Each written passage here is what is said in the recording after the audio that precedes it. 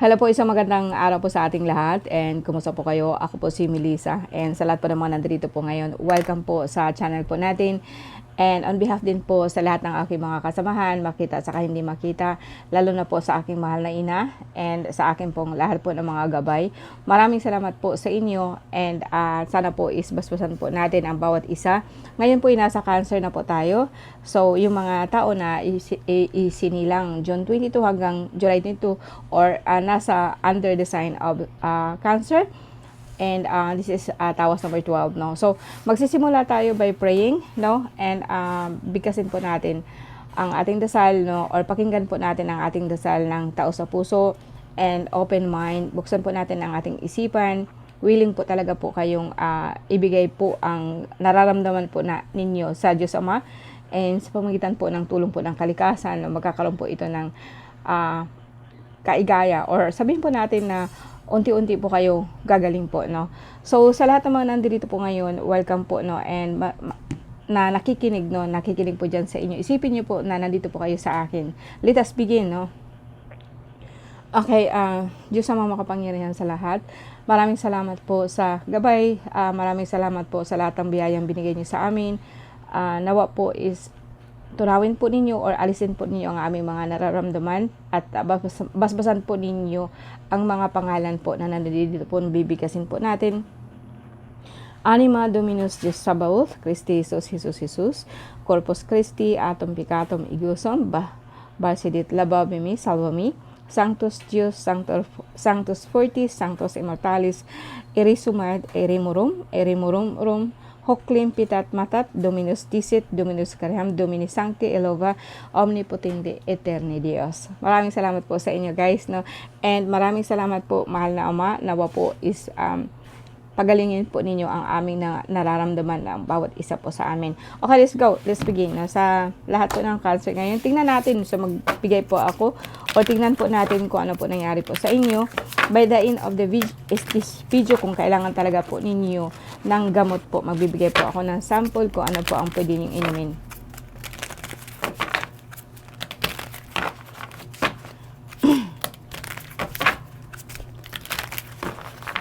22 to June 22.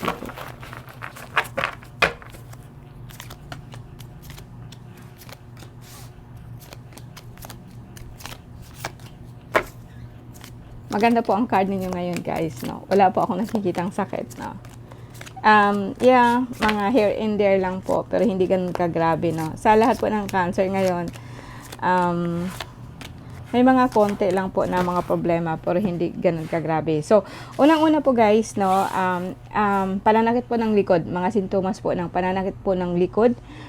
Parang kuminsan po, parang hindi po ikaw makahinga, no. May problema ka po actually sa pamilya. Hindi po yung parang ang nararamdaman ko ngayon, if you're younger, no, kung bata po kayo, parang more on nakakaramdam ka po ng parang paninikip ng dibdib. Yung para pong masyado po ikaw kinukulong ng pamilya mo, like hindi mo magagawa kung anong gusto mo. And umpisa na po ito na gusto mong lumipat, gusto mong umalis. Hindi po ito sakit, kundi ito yung urge ng puso mo na gusto mo talaga pong makalaya. Whether way, bata ka man o hindi, no? Like say for example, may mga asawa ka na, may mga anak ka na, is the same thing. Kasi ang pamilya mo, para pong pakiramdam mo kasi is nakakulong ka na po at hindi ka na po makakaalis dahil sa obligasyon mo, dahil sa ganito, dahil sa ganyan, no? Ito ang nafe-feel ko sa iyo sa unang card mo. Okay, pangalawa po is like, actually, marami akong nakikita sa iyo na problema, no? Emotionally ang nararamdaman ko ngayon sa Cancer, no? Ngayon, kung halimbawa po may edad ka naman po, lalaki ka man o babae, kuminsan po napupunta po sa inuman po ang nangyayari. So, minsan nakakaramdam ka po ng pananakit po ng sikmura, nagkakaroon ka po ng problema sa kidney. So, itong overall po ang tummy mo, let's say for example, if you are a woman and hindi ka po umiinom, pero less nakakaramdam ka rin po ng bloated po ng tiyan, no? And ngalay po or masyado pong nangangalay, malamig ba? Yung likod mo, parang ganun na nararamdaman mo. Like sa spinal column mo, parang ano po to, masakit siya, lalo na po kapag nakahiga ka na po, no? And meron kang, biglaan po kuminsan, nahihilo ka sa medyo kasi tumataas po yung dugo nyo. And so sa akin overall po, ang card po ninyo ngayon, Cancer, is like nagkakaroon ka ng problema emotionally, no? And gusto mong umalis.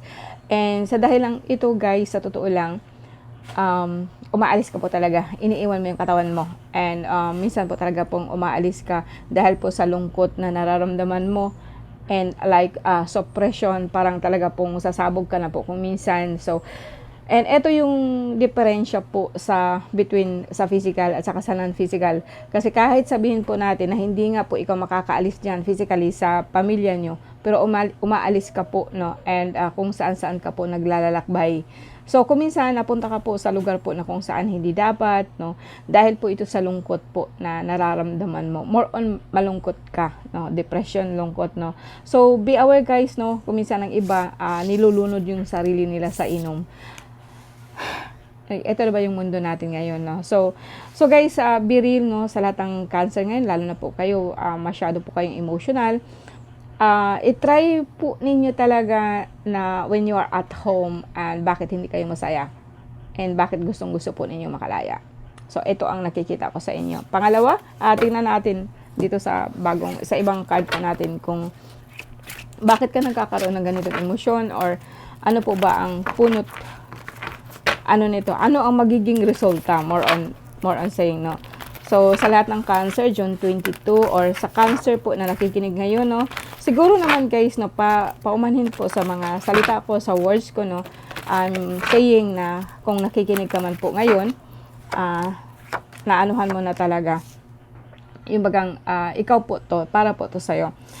Guys, ang sabi ko sa'yo, yung parang pakiramdam mo is wala kang magagawa, nakatali ka, kamay, paa, lahat, nakapiring pa. Actually, it's just only in your emotion. It's only in your mind. Hindi naman po totoo yun na nakatali ka, nakaano ka. And ang susunod kasi dito, like I said, gustong-gusto mo talagang umalis, lilipat, aalis. And by this thinking, kailan po so far nag-iisip ka saan ikaw pupunta, no, hindi mo rin alam, no, kasi dalawa po itong nakapiring, no, nakapiring po ang iniisip mo kasi kapag aalis ka, saan ka pupunta, hindi mo rin alam, no. And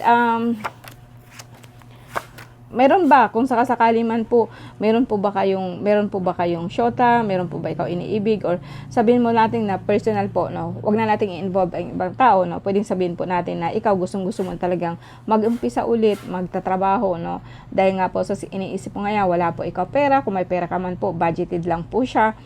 And ito yung i-address natin lately, no, sa mga vlogs po natin, no. Sa akin kasi, kung gusto mo talagang magtrabaho, no, bakit ay iniisip po natin na kung gusto natin pera, trabaho po ang sagot, no? Marami pong paraan po para magkapera ka na hindi mo kailangan ng trabaho, no? Mamaya po, no, hindi mamaya, no, kundi sa mga susunod pa natin mga video, yun po ang pagtutunan po natin sa ngayon, no. Yes, meron kang gustong gawin. Ang iniisip mo talaga kasi is agad-agad na, ngayon na. Gusto mo na talaga magtrabaho ngayon na. And Cancer, no, pwede akong makialam, or sabihin po natin na magbibigay po ako sa inyo ng advice. Ang card po natin is just showing how you feel, no, at this moment. Wala po akong nakikitang major na sakit, kundi ang gusto mo lang talaga is agaran agad-agad, no. No, kaya lang po kasi kung gusto mo kasing magtatrabaho, hindi mo kailangan mag-umis ka po. Kasi actually, ang binding sa iyo, o sabihin po natin na parang nakatali ka, is just only an emotion. Yun lang po ang pakiramdam mo. Kasi marami nga po, ang pamilya mo nga po is masyado pong nakahawak sa iyo. No? And marami akong itatackle about that, no, na kung saan, bakit po ba talaga minsan nakakahadlang po sa atin ay ang ating pamilya kung gusto po natin talaga po mag-grow. Kumbaga sa akin, very systemized po ang ating buhay. Dapat may pamilya ka, dapat may susundin ka. Then after galing ka sa isang pamilya, pupunta ka na naman po sa panibagong pamilya and mag-start ka ulit. Then you as a young guy or as a young girl thinking that kung magpapamilya ka, okay ka na ulit, okay ka na kasi meron ka ng sariling pamilya. And then lahat po yan, guys, is just only an illusion. hindi yan totoo, no, na kasi actually sa isang kulungan napupunta ka lang po sa isa pang kulungan. Hindi lahat ng pamilya actually maganda. I know that po, no. And hindi rin sa lahat ng pagkakataon po is okay kayo, okay tayo sa ating pamilya, kasi kung minsan talaga pong napakahirap po makaalpas po sa isang tinatawag po natin na obligasyon. Obligasyon natin si mama, si papa, mga kapatid pagkatapos mo mag-aral, obligasyon paaralan din yung mga kapatid mo, no. So sa akin is endless cycle po ng buhay po natin. Ito yung nararamdaman niyo, Cancer, no. I didn't blame you for feeling like this, pero magsisimula na kasi, no, na magbubukas po ang ating na nagre-rebuild din na po kasi ang bawat isa po sa atin, no. Kaya po nagkakaroon ka po ng super depression, no. Hindi naman ito super depression, guys, parang malungkot ka lang kasi this is how you feel. Parang nasasakal ka na, no. And by this, kuminsan talaga pong sumasakit po yung dito mo, no, kasi nga po kahit sabihin po natin na nasa bahay ka lang, puro ka trabaho, no. Halimbawa, if you are mommy, so trabaho ka ng trabaho po. Then, gusto mong talikuran yung isa pang trabaho, papunta naman sa isa pang trabaho, no? So, ganito ba tayo, no? Walang katapusan na, yung bagang sa akin, parang, yung tanikala, or sabihin po natin na parang kadena, no? Nawala yung isang kadena, tapos nagpapatali ka na naman tayo sa isa pang kadena, no? Anyway, guys, masyado na pong malalim itong this is how you feel sa inyo ngayon, Cancer, na para bang you are trapped spiritually, and gusto mo talaga express ang sarili mo through work, no, para kahit papaano po makalaya ka po, magkaroon ka po ng pera. But actually here I didn't see really na pera ang pinag-uusapan dito, kundi more on freedom, no. Gusto mo talaga makalaya. Anyway, guys, maraming salamat po sa inyo, no, and bigyan ko po kayo ng dasal, or sabihin po natin na dasalan po natin itong isa na kung saan po nagbibigay po ng liwanag sa ating kaisipan. And hold on, guys. So tawagin po natin ang ilaw. So mabibigyan po ng like a candle, no. So parang magbibigay po ng liwanag ang ating kaisipan sa ngayon. At kasi ang Cancer po, more on emotion sila, more on emotion, more on sa nararamdaman po kasi nila parang malungkot, no. So i-inject po natin ang light, which is araw, which is fire symbol po sa kanila, para po kahit papaano po maalis po ang nararamdaman po nila, or kung saan po sila nasaan po sila ngayon. Bigyan po natin sila ng liwanag. Let us begin, no. Mahal na Ama, hinihiling ko po sa iyo, bigyan po ng liwanag ang aking mga kamay, ang aking kaisipan, na bawat isa po sa atin ngayon na nakikinig, magbigyan po ng liwanag ang kanilang kaisipan sa pamamagitan po ng orasyon na to. Reina Trinidad, Verbo Jesus, Atadar Makmamitam, Ardam Akdam Adonai, Sancto Cristo, Cruci Omnipotentis, Sancto Elovam, Sempertenus, Dios Omnipotentis, Dios in Caeli, in Tierra, Sancto Cruci Elos, Cristo Jesus, Illumini Populi. So, lahat po ng mga emotion po natin, matutunaw po yan. And mas maganda siguro, guys, na kahit paano po, isipin niyo kung ano po ang gusto niyong gawin, and then plan. Gusto natin, no? So, see you sa mga susunod po natin mga video na marami po tayong pag-uusapan. And maraming salamat po sa lahat po ng Cancer. See you again next time. Last na lang po itong reading na to, no? Sa lahat po ng nag-aabang po ng ating tawas, no? Ito na lang po yung panghuli, number 12. Maraming salamat po, guys.